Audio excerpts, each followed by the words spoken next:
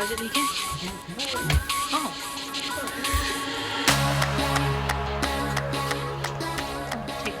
It has been leaking. So we have a leak on this door as well. The door doesn't shut very tight, so we do need to try and adjust that. But I think we might have to get a new door seal as well, but I'm not sure. I'm not sure if it's just how the door is shutting. The back door, we know that we need to get a new seal. In fact, we've already got it, we just need to fit it. And that's because of, can you see there, it's not fitted correctly. So, but this door here, it just feels like maybe this bit here is, look, if I press in, it's like any kind of pressure you can see right the way through. So I'm not sure if this is really the right seal. So even though I've just done this as dark, but you can see the gaps. So where we've got the light here coming through and the light here coming through. So I think we've got two things going on. I don't think the door is fitting correctly. And also I think we might need a new seal, because this part of the seal, if I go close, is so, like, there's no rigidity to it whatsoever. And I'm not sure if that's how it's supposed to be, or if it's just not the right seal.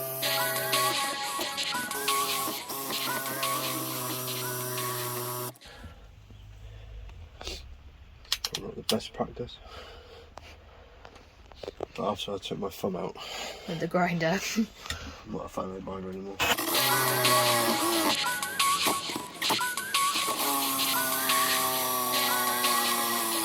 No! So close. There's a battery in that, is it? Yeah.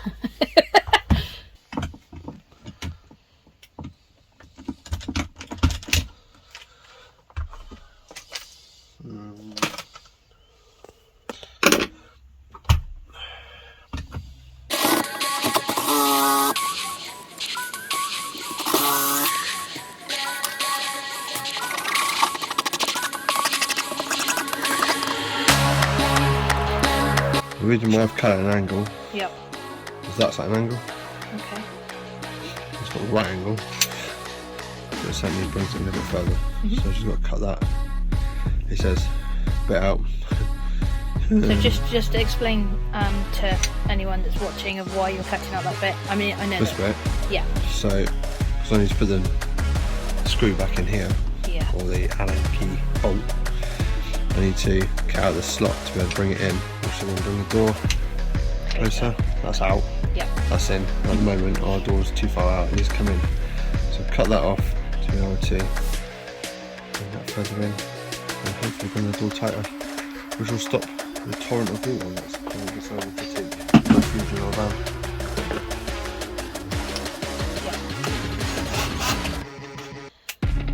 This is definitely not the way to do it. You definitely want a workshop. But when you don't have a workshop and... Well, there's intuition. Oh.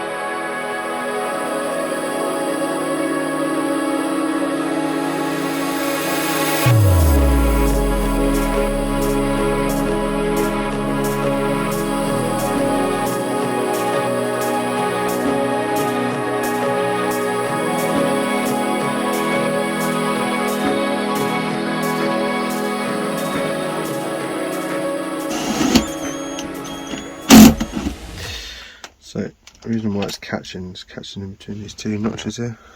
What if you went to a smaller drill bit? I'll just go through the middle. So I need to now try and take out that bit. Okay. Somehow. Some way.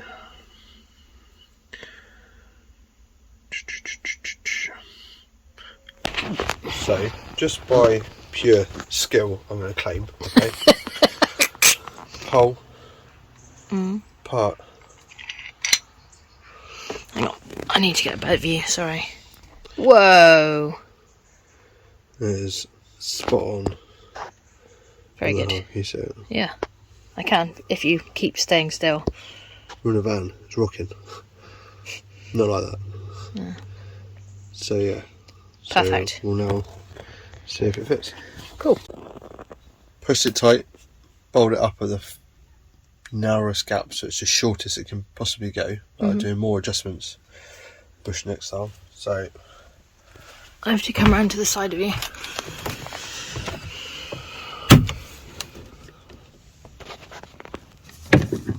up in the rail first.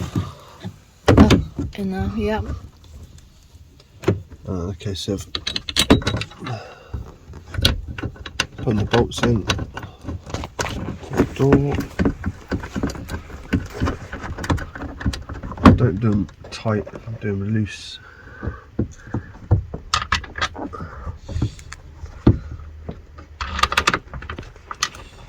I don't think I can see that for a minute, but that's okay. Any better?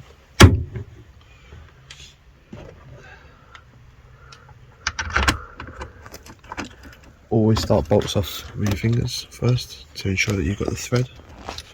Okay. Because if it doesn't, there you go, so that's going. That's fine, then you can put the ratchet on it. Because you might, if you don't, you may end up cross-threading it, and that's just a whole world of pain that you don't want to go through. So hopefully now, by doing these bolts up, that gap you can see here, and here, and here, and here, and here, and here, should disappear as I tighten this up. And Ooh, that was close. most things always jump between the lot. Don't just do one side, other side.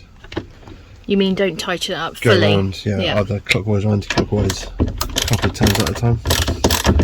And then you're pulling it equally in then.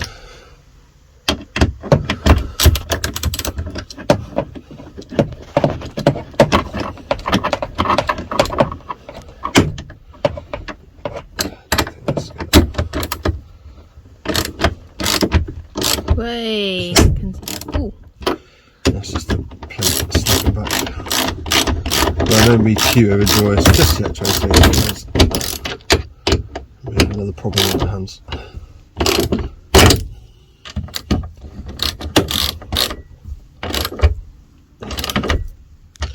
Okay, so that's that all tightened up. Cool. So that one's tightened, but the one underneath, still no. Well, I've still got a gap here Yep. and here. But my concern is now just the rail here.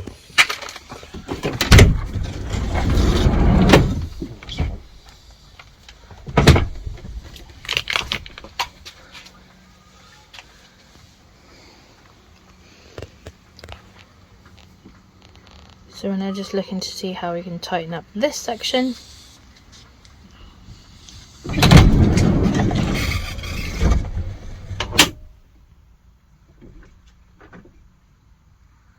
So I think he's just checking. That's not fully closed, as you can see, because there's a gap all the way around. You normally have to give it a bit of welly.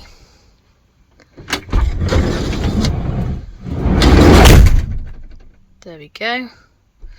So that's much, much, much better than it was before. And in fact, let me just check here as well. Yeah, much better. Sorry, which bit are you adjusting now? So these bits here. Let me just come around. Yep. Hold these spikes here. It's like a locating thing. But they need to be more this way. Okay. So I think that's what's stopping the door coming over again.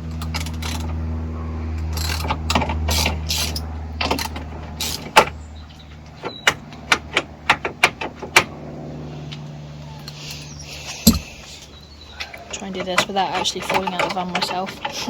You could step that on. No, a bit too short. So funny. Oh. Playing the tourism card again, are you? Shorter. Best things come in small packages, baby. I want to know that. That's what sits in there. You didn't see it because you were out of the camera. That's it. And it just floats around in the bracket. In fact, tell you what, you take the camera for a second, and then it's easier for. The bracket moves around. Oh, sun's out now. Typical. So I just got to make sure that sits in the right place.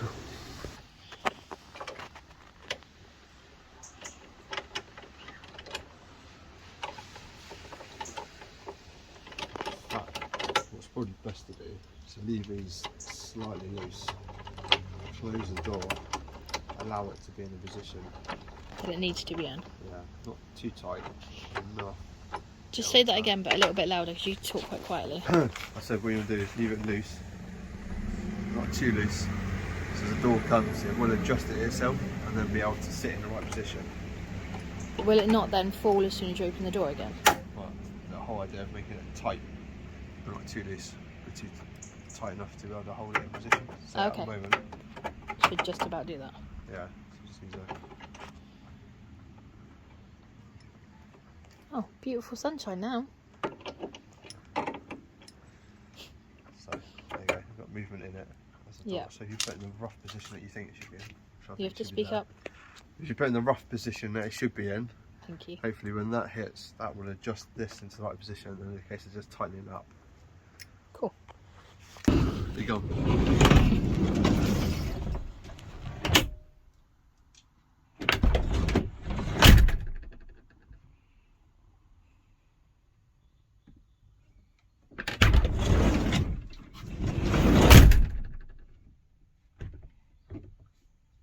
So you're just really pushing it around to make sure that it's in the right place.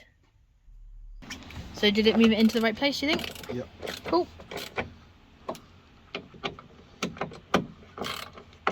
So we did it for the bottom as well as the top one, which we were showing you. And now Mark is just tightening them up. Look at that. No gaps. Whoop whoop. Now we just have to find out whether there's going to be any more rain that comes in. Fingers crossed. Hang on, Mark's discovered something else. What did you discover? Right, so this down here is bending too much. So when it's hitting the door, which is not allowing this to sit properly because it's catching like that. Okay. You need to bend it out so it fits in. That's the reason why. Yeah, you have to take the camera. I don't think I'll be able to get the light on it. I'll let you know my legs. So the door slows down, catches on here, so it's hitting that bit first. So I might be able to show you. The door comes down there, so as you can see, where's my finger gone? There it is. The bottom of the door is catching already on the body, but up here, a huge gap. So, passing it back to you, let's do another redneck fix. Okay, what do you want to do? What tool do you need? I don't need. Oh, have you found Gus Gus? No. Oh, hey Gus Gus. This is our neighbour's cat. She's a little bit wary of Roo though. So when Roo was on his sleepover at Nanny and Grandpa's, she kept coming into the house. But she's a super cute cat. Yeah, hi. You want to be on camera? Oh, you are so cute. Oop. The girls absolutely adore her. Cool, what are you doing, Mr. Ford? Well, I'll try and attempt to bend this bottom bit out. Okay. I will record. There's a plastic bit on the bottom of it. Yeah, I'll pop that off. I'm going to do this.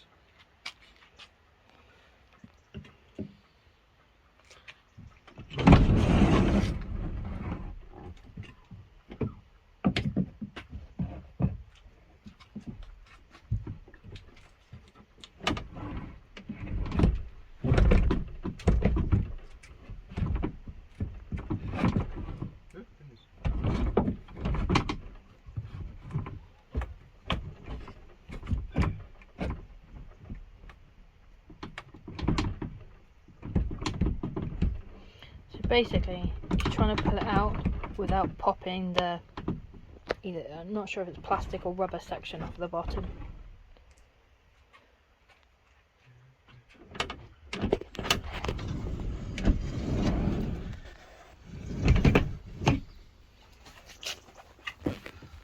And that bit there, he's trying to do it so he's not popping that section off.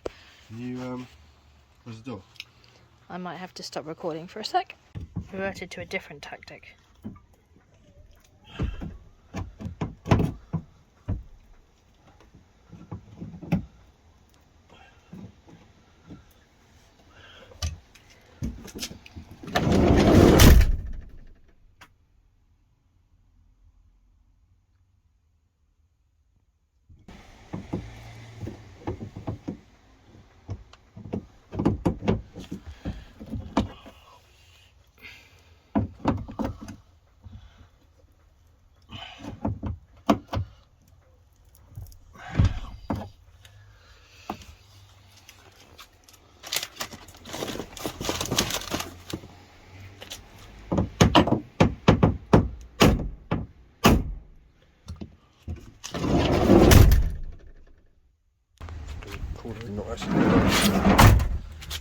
So as you, if I get the angle right, you can see now down under here there's a gap, whereas before there was no gap when that was touching the bodywork.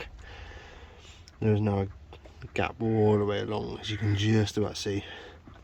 This one needs to reattach, but under here, that's where the gap is. Gone.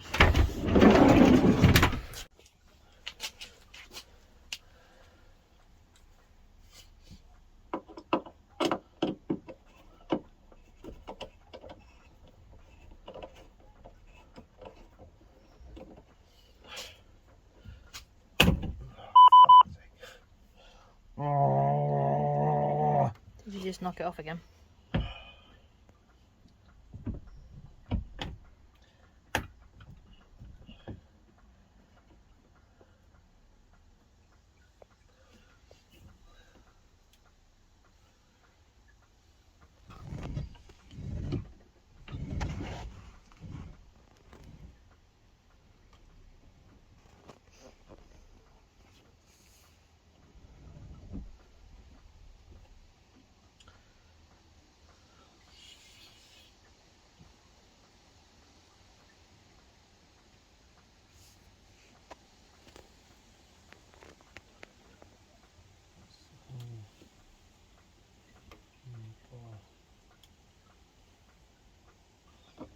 Just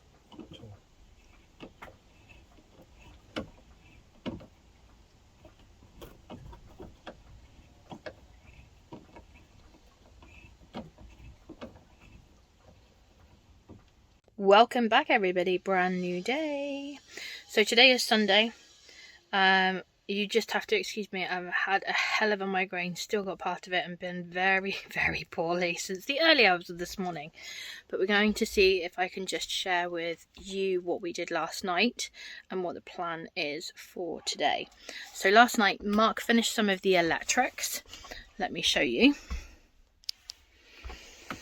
So he's put in the 12-way 12-volt fuse box. Also put in the shunt. The smart meter is now also wired up, and we've also added a second consumer unit. We've done this because we're going to be putting in a multi-plus, so that I will explain when we've got the multi-plus, because it will make more sense. The 12-volt 12-way fuse, that's for the 12-volt circuit, and in fact you can see now that we've actually put in the first lot of light, so I'll show you that in a second. This is to do with the understanding what the capacity of the batteries is and how much is being used. That's really important because beforehand we had no idea. So that's also really good. Let me just come over here. I did this section yesterday, so I'm really pleased. This has been an area that's been really bugging me. So this originally had two very big, large plastic trays. There you go. And they're quite bulky. and so they actually take up quite a lot of room and they're extremely heavy. So instead this will have a plywood shelf which will also be covered in this 4-way stretch carpet, and this will be our storage area. So behind here I have vapor barriered it, well I've soundproofed it and then vapor barriered it with this stuff. And then this is a 4-way stretch carpet. I've never used 4-way stretch carpet before, but it was fairly easy. It just goes with the contours of the van, so you can see there's a raised section there.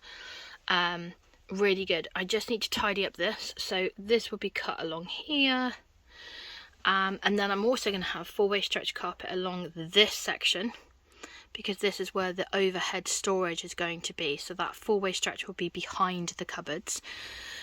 And that will protect the vapor barrier and give us a backing. Oh yeah, let me show you. We plugged in the lights, so you can see that light's on to let you know that the lights are on. I'm not sure how well you're going to see because it's obviously sunlight. There you go. So let me just switch that one back off. So we haven't done a huge amount of updates. Mark was away for 2 weeks with the army. And so not a lot went on with the build of the van. So it's nice to be able to come back and really get going with that. We now have a 5-week deadline. 5 weeks today that we need to be out of our house. And this is our new house. So 5 weeks to turn this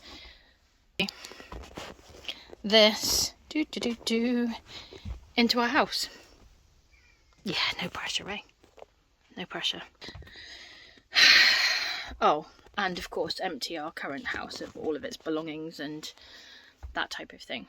So yeah, so got quite a bit of work to do. But I think we'll manage it. Well, we have to. We've got no choice. So today I'm hoping, migraine permitting, to do that 4-way stretch carpet so that we can get that part up. We did also pick up 2 new seats yesterday. They're similar to these seats, so they'll have a storage underneath. This is Rue's brand new bed. He's very excited about it. So underneath here is storage. So we picked up a double crafter seat yesterday, and what we're going to do is we're going to swap that for the Iveco Daily double front seat that's in the cab area. That's here. So we're going to take these ones out and put in another version of these into here. There's 2 reasons for that. Number 1, has better storage underneath, and number 2 is it's easier to get a swivel plate for those ones. You can't get a swivel plate for these. Excuse me. The swivel plate will be done afterwards. It's not something I'm going to do now. It's not a priority now, but it is an addition, an upgrade if you like, and it'd be so much easier. So we do need to do that, and we do need to spray the other ones because the storage plate that they're on is white. So I'm going to spray that black as well. Maybe today because it's actually sunny, so hopefully we can get that done too. What are you doing, sweetie? Camo board to fit in the back of the shelf. So measuring it out. So we have this little recess here, which is what we wanted to do we wanted to utilise this to create the sockets, the 240 system, and also for the 12 volt. So we have that faceplate there, and we have this 12 volt USB one here. So Mark is creating a faceboard, if that makes sense. Backboard. Oh, backboard. On the Apologies. back. And I'll do a front one later. This is just to go to the back, so I can mount the Back plate on. back box. Okay. The back box will sit on it. Mhm. So it's something to fix because you can't fix it here because this is the outer skin of the vehicle. Yeah. So we don't want any screws going through the bodywork. I'm going to be poking holes through that. No. Then I'll create a faceplate for the faceplate. For that one, and also for USB. for this one here. Wrong way around. We've already gone ahead and put the additional wiring in through the conduit, and that comes out. So the original conduit comes out here and then goes into another piece of conduit that goes all the way down and comes out here, and then this will be tied in nicely, and that will go into the 12-way fuse box, so that then works. The other one is already here. That's this one. This is a 3-core. This is for the 240 volt. So yes, in fact that's not true, sorry. This is the 240 volt, so you can see that one also comes out here, and this 240 volt is actually into here. So we've got a circuit with both sockets on at the minute. Then this then comes back out, and then this one here is going to be wired into another plug socket, which is going to be at the front facing here where the seats are, and then that will then go into the consumer unit. So you'll have 3 plug sockets all on one circuit, and then that will be for that one, which is cool. Thanks for watching, and join us in week 12 where we fit one of our blinds. We have a few more trips to B&Q, and I get to drive the van. Woohoo! See you next week.